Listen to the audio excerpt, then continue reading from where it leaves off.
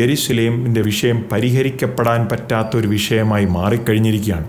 ലോകത്തിലെ എല്ലാവർക്കും ആ യെരുശലേമിൻ്റെ പ്രദേശത്തെ ചൊല്ലി എന്തെങ്കിലുമൊക്കെയുള്ള കാര്യങ്ങൾ പറയണം. എല്ലാവർക്കും ആ ദേശത്തിൻ്റെ ഒരു ഭാഗം വേണം. ഓർക്കണം, സർവശക്തനായ ദൈവം ഇസ്രയേൽ മക്കൾക്ക്, അതായത് എബ്രഹാം, ഇസഹാക്ക്, യാക്കോബിൻ്റെ സന്തതികളായ ഇസ്രയേൽ മക്കൾക്കാണ് എന്നേക്കുമായി ഉടമ്പടി പ്രകാരം ആ ദേശം കൊടുത്തിരിക്കുന്നത്. എന്നേക്കുമെന്നുള്ളതിൻ്റെ ഏത് ഭാഗമാണ് ലോകത്തിന് മനസ്സിലാകാത്തത്? താമസിയാതെ തന്നെ ലോകത്തിന് മനസ്സിലാവും.